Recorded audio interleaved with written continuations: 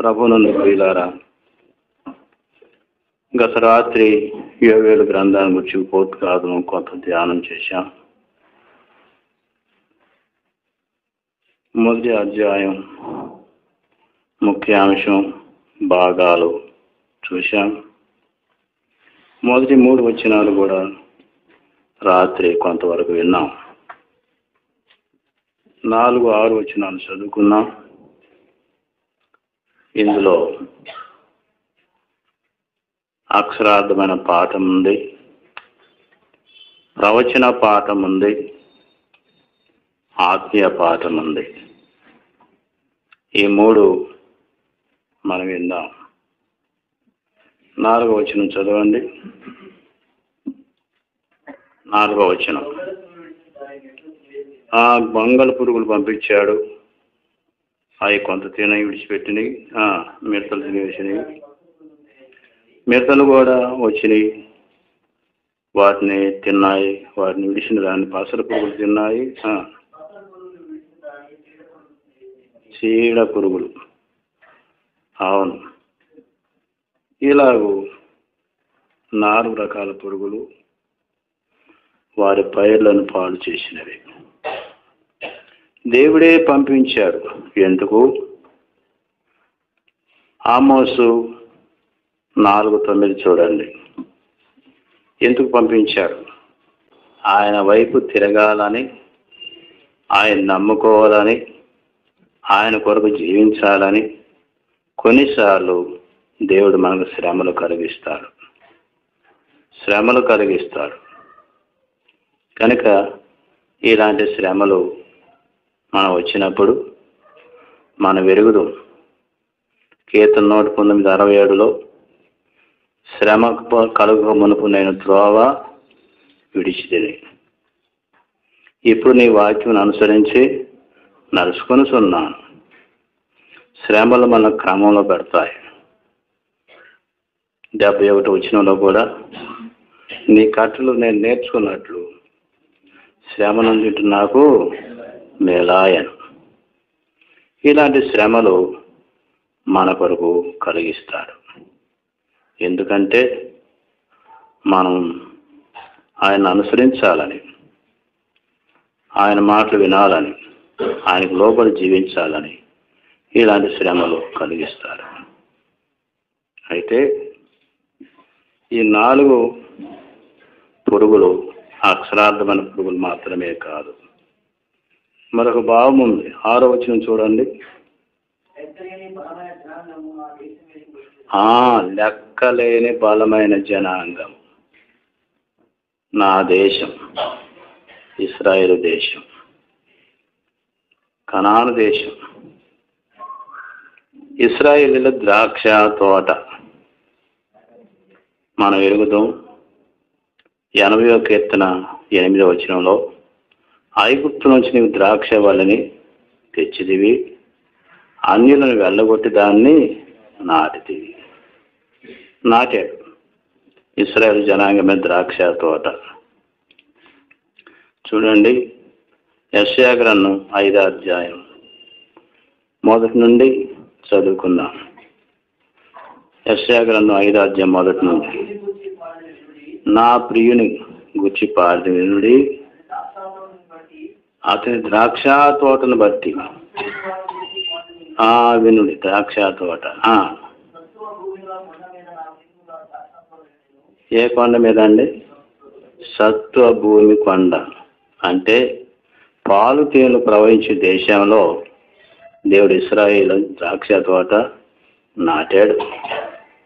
సత్వ భూమి కనుక కొండ మీద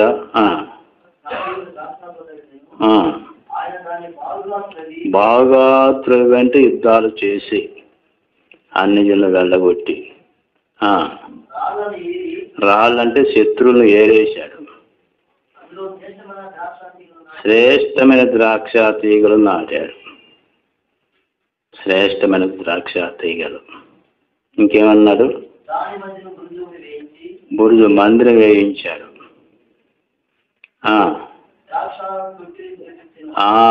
ద్రాక్ష పండ్లు రసం కొరకు ద్రాక్ష తోటిని దులిపించాను. మందిరం వేయించాడు, ఆరాధన జరిగే ఏర్పాటు చేశాడు, ప్రవక్తలను ఇచ్చాడు, యాజకులను ఇచ్చాడు, రాజుల్ని ఇచ్చాడు.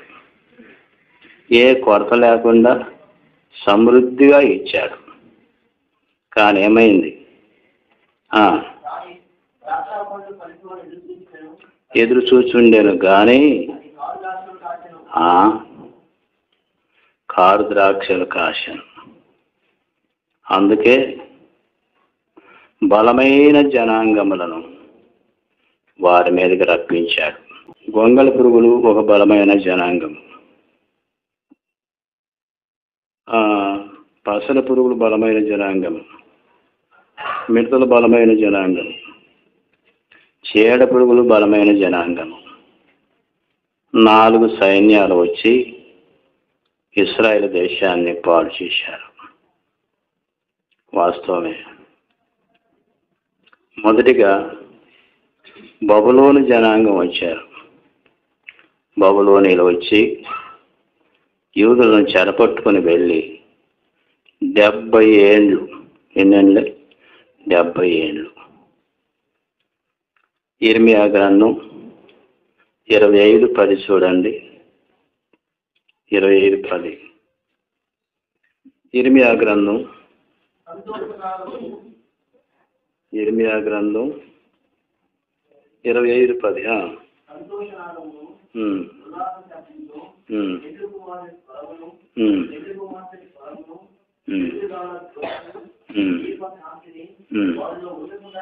ఉండకుండా చేసేదను దేవుడే చేశాడు.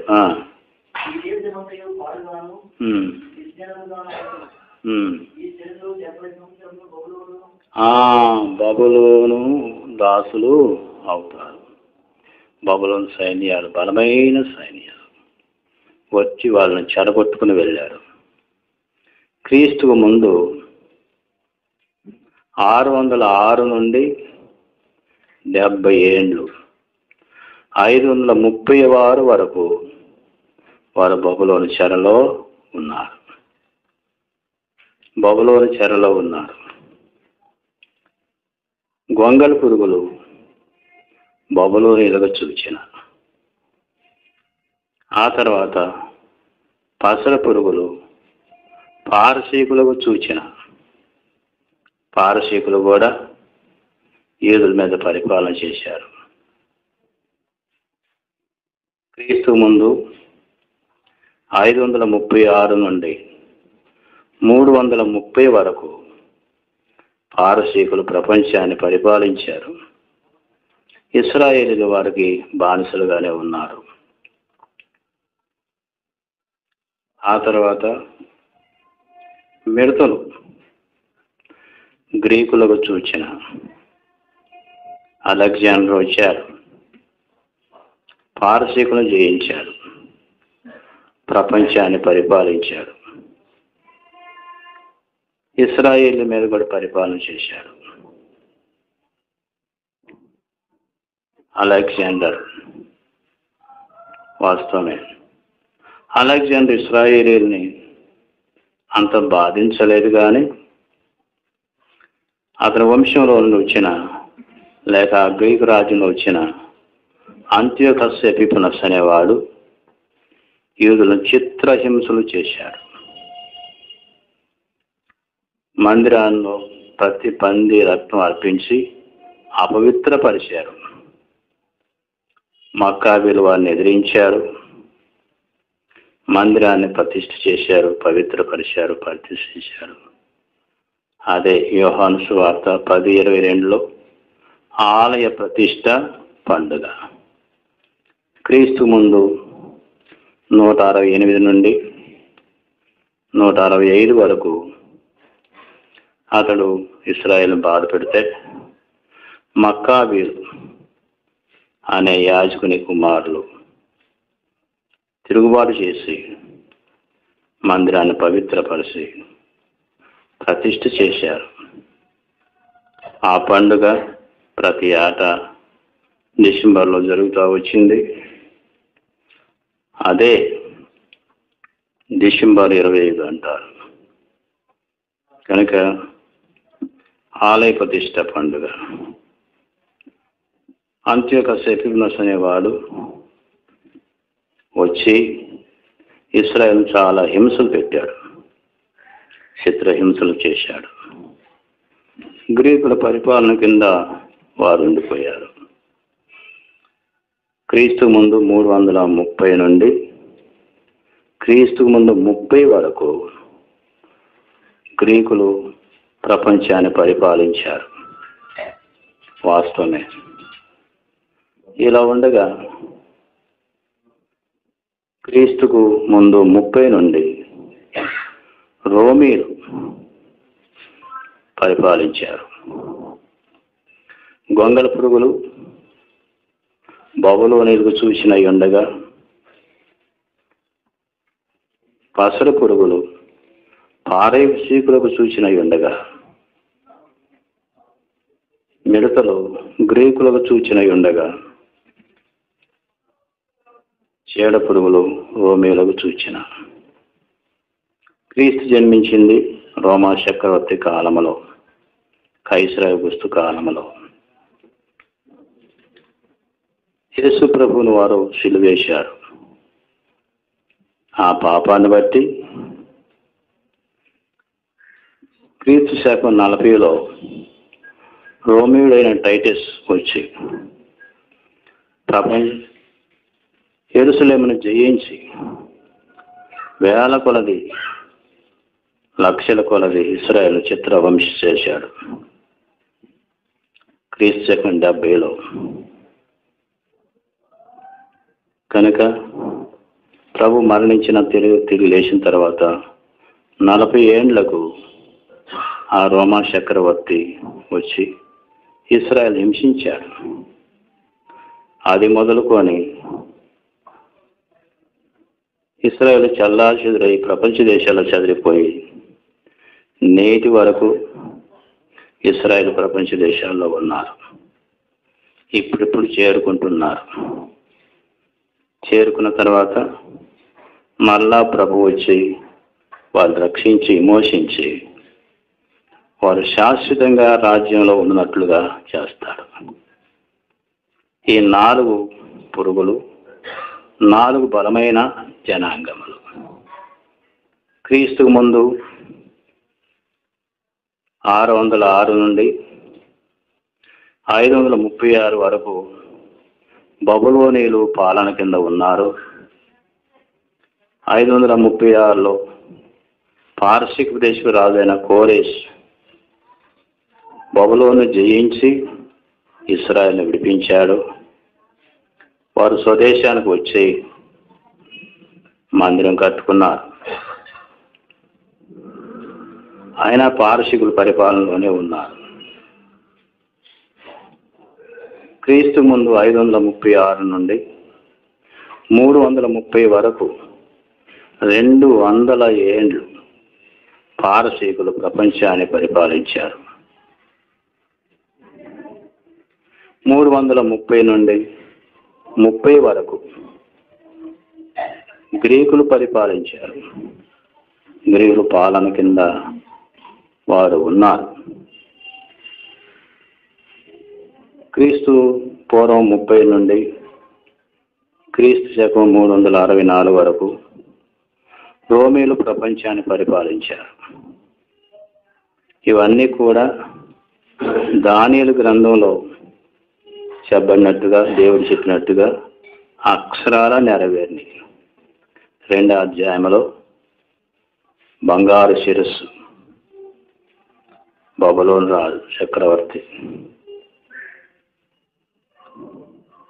వెండి పారసీకులు, ఇత్తడి గ్రీకులు, ఇనుము మట్టి రోమీయులు. 4 బలమైన జనాంగాలు ఇశ్రాయేలును స్వాధీనం చేసుకున్నారు, ఇశ్రాయేలును పరిపాలించారు.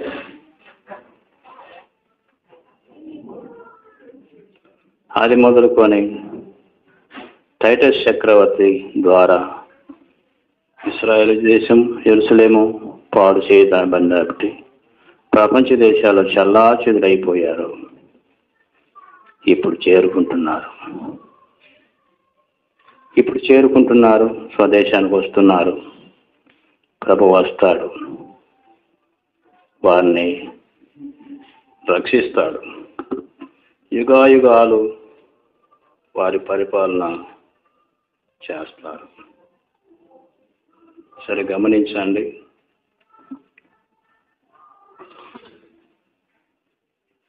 అక్షరార్థమైన పాఠం మనం విన్నాం. మిడతలు, గొంగళి పురుగులు, పసర పురుగులు, మిడతలు, చీడ పురుగులు ఎందుకు వచ్చాయి అంటే వాళ్ళు శ్రమ పట్టడానికి, శ్రమ కలగకుండా త్రోవ విడిచారు, వాక్యం అనుసరించి నడుచుకోవడానికి. రెండవది ప్రవచన పాఠం విన్నాం. ఆ ప్రవచనాలు నెరవేరిని. ప్రపంచ దేశాల్లో చేరిపోయిన ఇశ్రాయేలీలు ఇప్పుడు సమకూర్చబడుతున్నారు. ఇప్పుడు ద్రాక్ష తోట అంటే సంఘమే.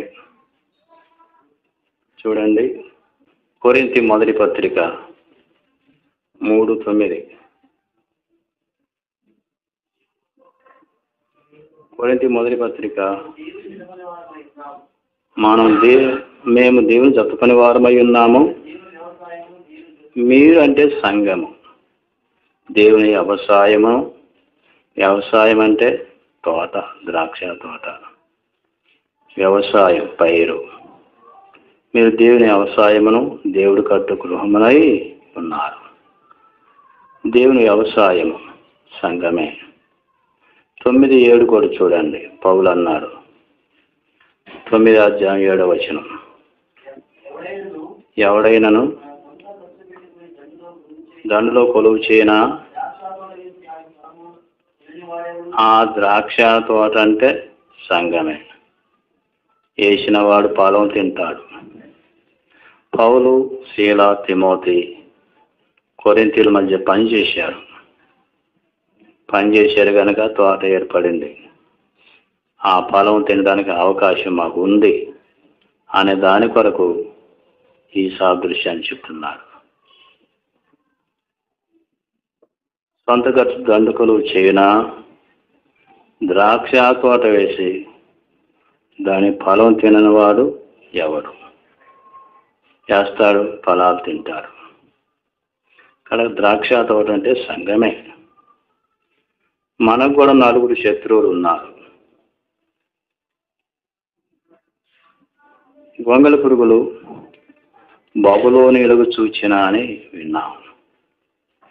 బబులోనుకు సింహ పోలిక ఉంది. దానియేలు గ్రంథం 7:4 చూడండి. దానియేలు గ్రంథం 7:4 ఏమన్నాడు? మొదటి రాజు బబులోను సామ్రాజ్యాన్ని గురించి మాట్లాడుతున్నాడు. సింహం పోలినది కానీ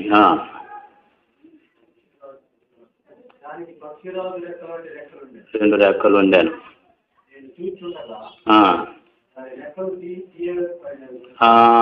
బబులోను రాజు ప్రపంచాన్ని జయించాడు. ఆ వేగాన్ని చూసిన 2 రెక్కలు ఉన్నాయి. అతడు గడ్డి మేశాడు. అదే రెక్కలు తీసివేయబడ్డ పరిస్థితికి చూచిన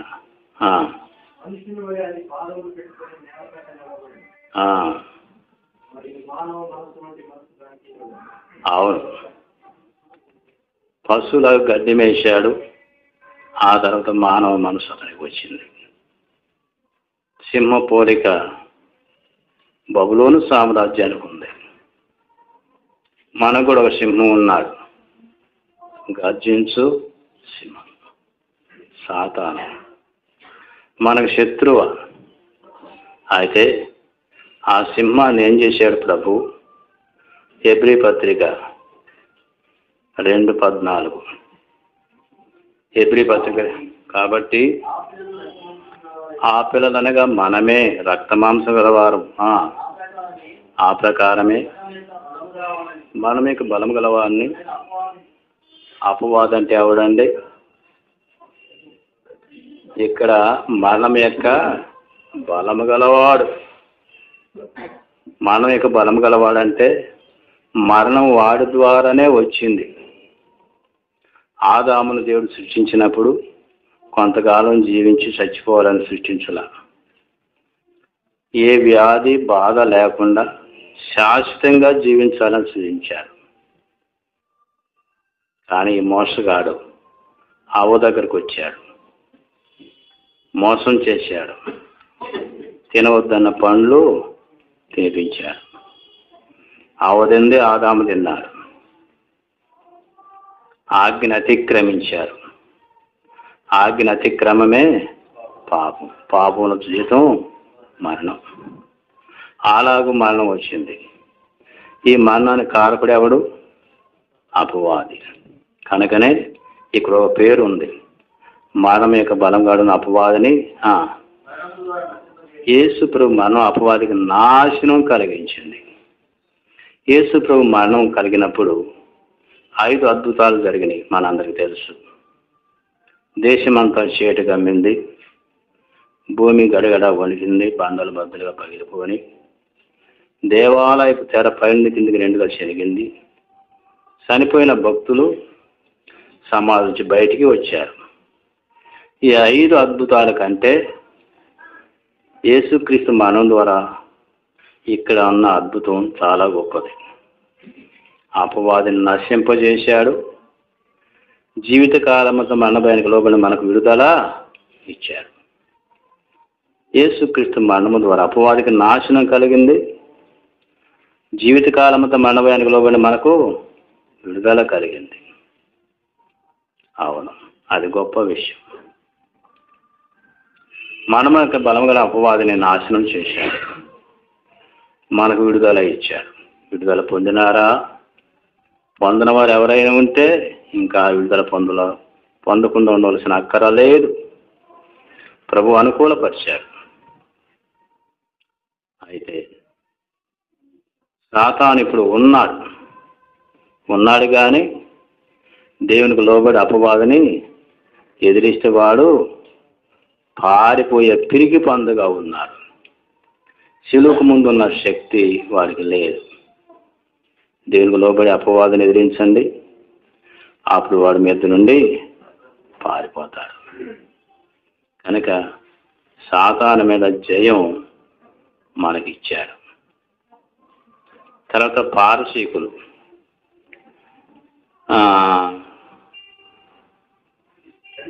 దానియేలు గ్రంథం 7:5 రెండవ జంతువు ఎలుగుబంటి పారసీకులకు సూచన.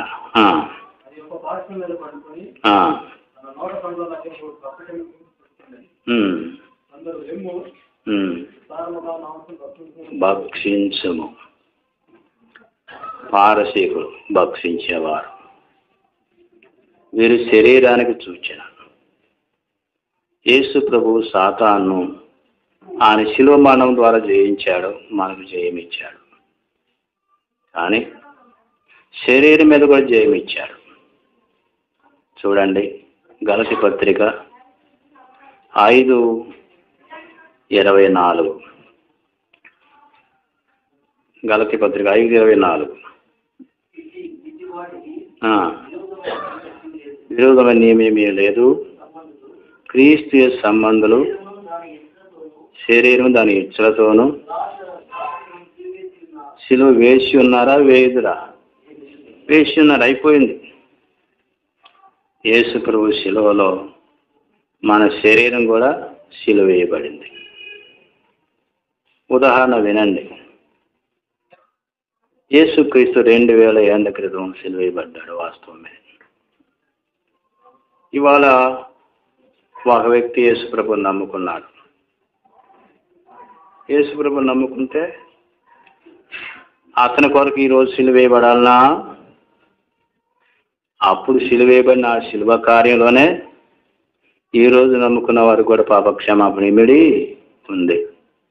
అలాగే ఆ రోజు శిలువ వేయబడిన ఆ శిలువ కార్యంలోనే మన శరీర ఇచ్చలు కూడా శిలువ వేయబడ్డాయి.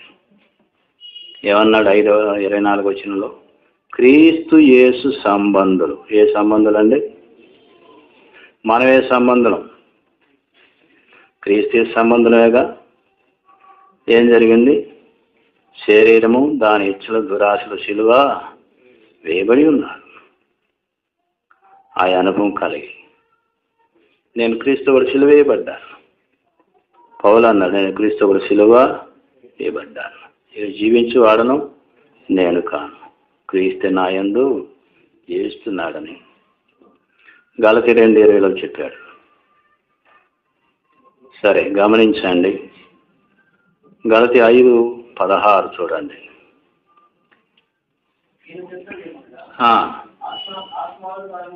ఆత్మానుసారంగా నడుచుకోండి, శరీర ఇచ్ఛలు నెరవేర్చరు. శిలువ ద్వారా, ఆత్మ ద్వారా శరీర ఇచ్ఛల మీద జయం మనకిచ్చారు. నేను సిలువేయబడ్డాను అనే విశ్వాసం కలిగి ఉంటే శరీరం మనం ఏం చేయలేదు. దేవుని ఆత్మ ద్వారా నడిపించబడితే శరీర ఇచ్ఛలు మనం నెరవేర్చలేము. అవును, రోమాల పౌలు రాస్తున్నాడు 8:12 మనం శరీరానుసారంగా శరీరం రుణస్థలము కాము. ఏమన్నాడు? శరీరం ప్రవర్తించండి, చావలసిన వారై ఉందురు. సచ్చిన జీవితం. సార్థి సంఘంతో చెప్తున్నాడు, నీవు జీవించున్నావన్న పేరు మాత్రం నువ్వు సచ్చిన జీవితం. అది మంచిది కాదు. ఆత్మ శరీర క్రియలు చంపినలా ఆత్మ సహాయం, శిలువ సహాయము, ఆత్మ సహాయము ద్వారా శరీర ఇచ్ఛలు జయించిన అనుభవం కలిగి మనం జీవించాలని నేర్చుకుంటున్నాం. 3వ శత్రు లోకం మనకు తెలుసు. 3వ శత్రువు మిడతలు. గ్రీకులకు చూసినా అని విన్నాం. గ్రీకు రాజ్యం లోకానికి చూచిన. దానియేలు గ్రంథం 2:39 చూడండి. దానియేలు గ్రంథం 39 ఏమన్నారు?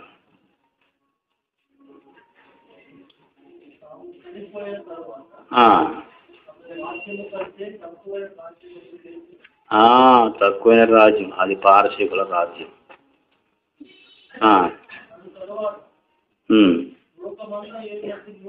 లోకమంతా ఏదంటే 3వ రాజ్యం అంటే గ్రీకు సామ్రాజ్యం.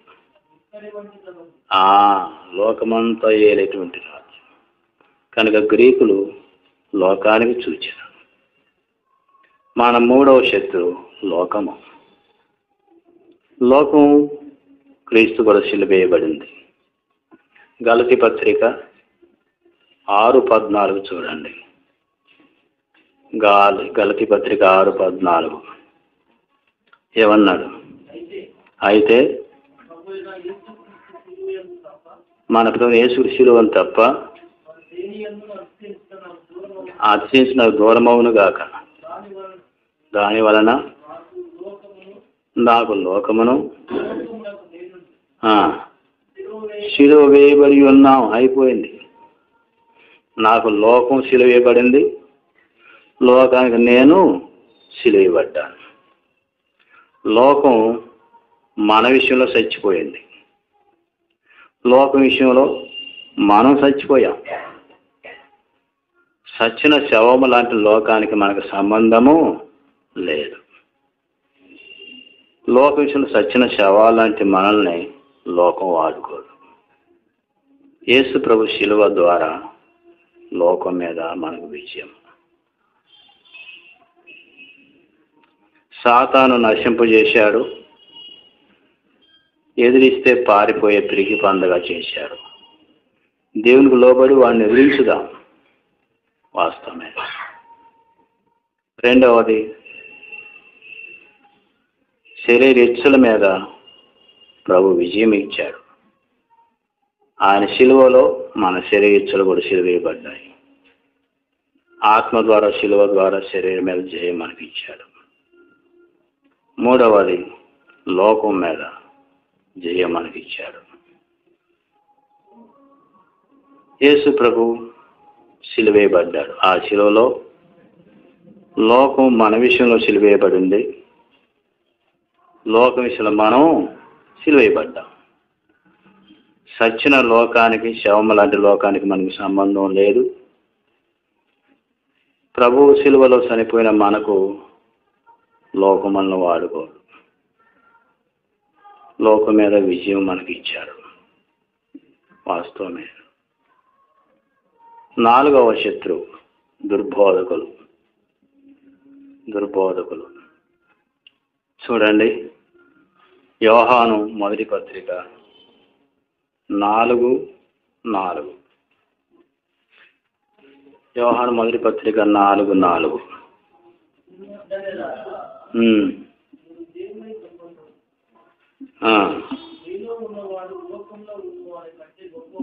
మీలో ఉన్నవాడు అనగా మీలో ఉన్న క్రీస్తు లోకములో ఉన్న సాతాను కంటే గొప్పవాడు కనుక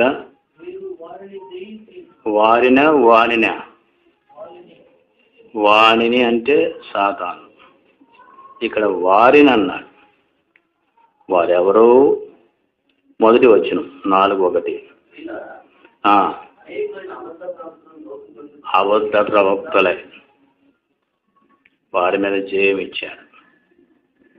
అనేకులైన అబద్ధ ప్రవక్తలు లోకంలోని బయలుదేరి ఉన్నారు.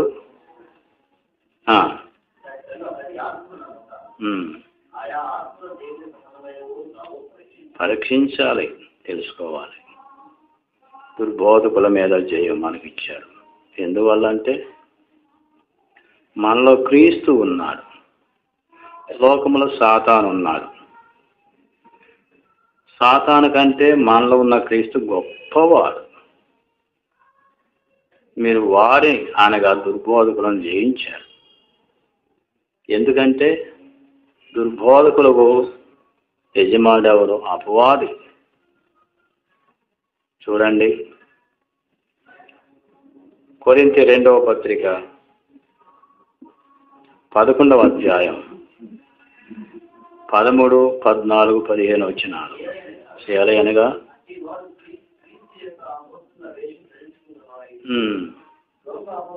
దొంగ అపోస్తులను పనివారునై ఉన్నారు. ఇది ఆశ్చర్యం కాదు. సాతాను తానే వెలుగుదూత వేషం వేసుకున్నాడు.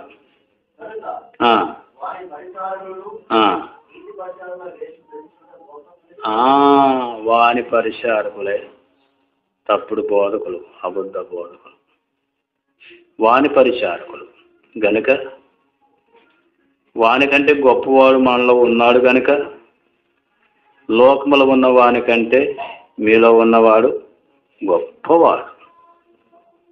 ఆ దుర్బోధకులను మీరు జయించారు. ఆ దుర్బోధకులు యజమానుడు సాతాను, వాని పరిచారకులు నీతి పరిచారకుల వేషం ధరించడం గొప్ప సంగతి కాదు. భక్తుల్లాగా వస్తారు, గొర్రె చర్మం కప్పుకున్న తోడేళ్ళు, పైకి గొర్రెల్లా కనబడుతున్నారు కానీ లోపల క్రూర స్వభావం. సంఘంలో ఎలాంటి వారికి అవకాశం ఇవ్వకూడదు. ప్రభు వారి మీద మనకు జయం ఇచ్చారు. 4 శత్రువులు. సాతాను మీద జయం మనకు ఇచ్చాడు, శరీరం మీద మనకు జయం ఇచ్చాడు, లోకం మీద మనకు జయం ఇచ్చాడు, దుర్బోధకుల మీద జయం మనకి ఇచ్చాడు. ఎలా ఇచ్చాడు? శిలువ ద్వారా, ఆత్మ ద్వారా, వాక్యము ద్వారా. యోహాను మొదటి పత్రిక 2:14 చూడండి. 2:14. చిన్నపిల్లలారా, మీరు తండ్రి ఎరిగి ఉన్నారు కనుక మీకు రాయిస్తున్నాను. తండ్రులారా, ఆది నుండి ఉన్నవని ఎరిగినారు కనుక మీకు రాయిస్తున్నాను. యవనస్తులారా, మీరు బలవంతులు, దేవుని వాక్యం మీరు నిలుచున్నది, దుష్టుని జయించి ఉన్నారు గనుక మీకు రాయిస్తున్నాను. యవనస్తులారా, మీరు బలవంతులు. ఎలా బలవంతులు? దేవుని వాక్యం మీ యందు నిలుచున్నది, మీరు దుష్టుని జయించి ఉన్నారు. వాక్యము ద్వారా బలము, జయము కనుక దేవుని గ్రంథాన్ని దివారాత్రులు ధ్యానించువాడు ధన్యుడు. అతను నీటి కాలంలో ఎవరన్నా నాటబడినది ఆకువాడక తన కాలమించు ఫలమిచ్చెట్టు వలె ఉంటాడు. దివారాత్రులు వాక్యం ధ్యానించాలి, దివారాత్రులు ప్రార్థించాలి, దివారాత్రులు ప్రభు కార్యాలు మనం కొనసాగాలి. అది ఆశీర్వాదకరం. చూడండి, రోమాపత్రిక 8వ అధ్యాయం 35. రోమాపత్రిక 8. క్రీస్తు ప్రేమ నుండి సరే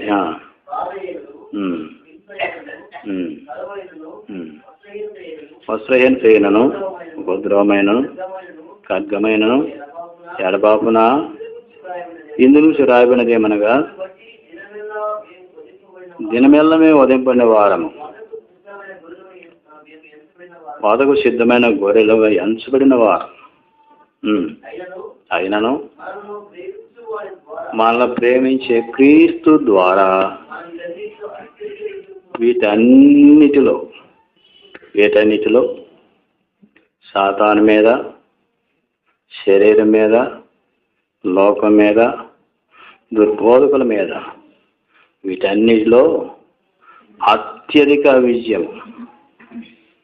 జయం మించినది విజయము, విజయాన్ని మించినది అధిక విజయము, అధిక విజయాన్ని మించినది అత్యధిక విజయము, అత్యధిక విజయాన్ని మించినది అన్నిటిలో అత్యధిక విజయము.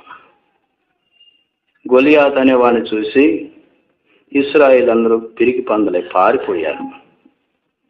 పారిపోతే దావీదు వచ్చి గొలియాతును చంపాడు. రాయితోటి చంపాడు. అతను పడిపోగానే అతని మీద పరిగెత్తి వెళ్ళి అతని ఖడ్గం దూసి శిరస్సు తగ్గోసి శిరస్సు తీసుకుని వస్తున్నాడు. అది చూశారు ఫిలిష్తీయులు, పారిపోయారు. అది చూసిన ఇశ్రాయేలీయులు జయము జయము జయము అంటూ ఫిలిష్తీయులను తరుముకొని వెళ్ళారు. జయము జయము అన్నారు కానీ వీళ్ళు జయించారా? వీళ్ళు జయించలేదు. కానీ దావీదు విజయంలో ఎలాగ పాలు వచ్చిందా లేదా? మన ప్రభు విజయంలో మనకెందుకు పాలు లేదు?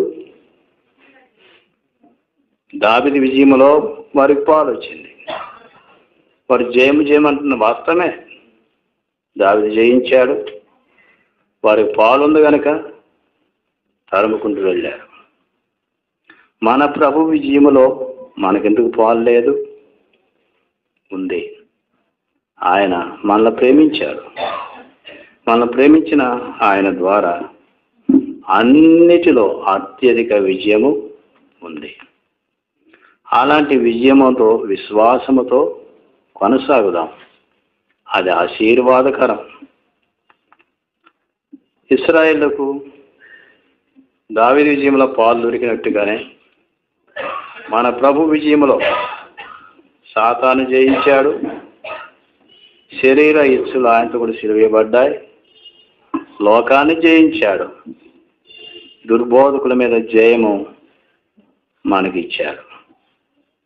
అన్నిట్లో అత్యధిక విజయం మనకిచ్చాడు. అయితే ఆ విజయాన్ని మనం ఎంతవరకు అనుభవిస్తామంటే మన విశ్వాస పరిమితిని బట్టే అనుభవిస్తాం. మన విశ్వాసంలో అభివృద్ధి పొందితే సంపూర్ణ విజయవంతంగా జీవిస్తాం. విశ్వాసంలో అభివృద్ధి పొందకపోతే మన జీవితంలో ఓడిపోయిందిగానే ఉంటుంది, అపజయంగానే ఉంటుంది. అలా కాకుండా విశ్వాసముతో విజయవంతంగా సాగిపోదాం. తెస్సలోనికే 2వ పత్రిక 1:3 తెస్సలోనికే సంగతుల విశ్వాసమందు అంతకంతకు అభివృద్ధి పొందారని ఉంది. మన విశ్వాసంలో అభివృద్ధి పొందుతున్నామా? వర్ధిల్లుతున్నామా? సేవా జీవితంలో కూడా విశ్వాసం ఎంతైనా అవసరం. మార్కు 2:5 చూడండి. మార్కు 2:5 ఏమంటున్నాడు? యేసు వారి విశ్వాసము చూసి, కుమారుడా నీ పాపాలు క్షమించబడి అన్నాడు. ఎవరి విశ్వాసం చూసి? తీసుకుని వచ్చిన వారిని విశ్వాసం, మోసుకొని వచ్చిన వారిని విశ్వాసం చూసి, పక్షవాతం గల వారితో కుమారుడా నీ పాపాలు క్షమించబడినవి. మన విశ్వాస పరిమితిని బట్టి అనేకులు రక్షణకు నడిపిస్తారు. విశ్వాసంతో ప్రభు కార్యాలు కొనసాగదాం, అది ఆశీర్వాదకరం. ప్రార్థన చేసుకుందాం. 3 సంగతులు మనం చూసాం. అక్షరార్థమైన పాఠం, శ్రమలు మన మేలు కొరకే. ప్రవచన పాఠం, బలమైన రాజ్యాలు వారి మీదకి వచ్చి వారిని ఓడించి బానిసలుగా చేసుకున్నాయి. ఆత్మీయ పాఠం విన్నాం. మనకు 4 శత్రువులు ఉన్నారు: సాతాను, శరీరము, లోకము, దుర్బోధకులు. వీరి మీద ప్రభు మనం అన్నిట్లో అత్యధిక విజయం ఇచ్చాడు కనుక విశ్వాసంతో ఆ విజయవంతంలో సాగిపోదాం. సేవా జీవితంలో విశ్వాసం కలిగి పనిచేద్దాం. దేవుడు ఆత్మల రక్షణలోకి నడిపిస్తాడు. దయగల మా తండ్రి, మీ మాటలుగా స్తోత్రములు. అందరిలో అన్ని విధాల ఆశీర్వాదకరంగా పనిచేయడం సహాయపడండి. తెలంగాణ సేవకుల వరకు అడుగుతాం ప్రభువా, అన్నిట్లో అత్యధిక విజయం మీరు ఇచ్చారు దేవా. శత్రువుల మీద, సాతాను మీద, శరీరం మీద, లోకం మీద, దుర్బోధకుల మీద అన్నిట్లో అత్యధిక విజయం ఇచ్చారు కనుక మీరిచ్చిన విజయములో విశ్వాసముతో కొనసాగినట్టు విశ్వాసంతో పనిచేసి ఆత్మను సంపాదించే వరగా చేయండి. ఇంకా మీ దాసులు మీ పక్షం వేసి మాట్లాడవలసిండగా బహుగా బలపరిచి వాడుకుందరని యేసు ప్రభు ఘనమైన నామమున స్తోత్రం చెల్లించి వేడుకుంటున్నాం తండ్రి. ఆమేన్.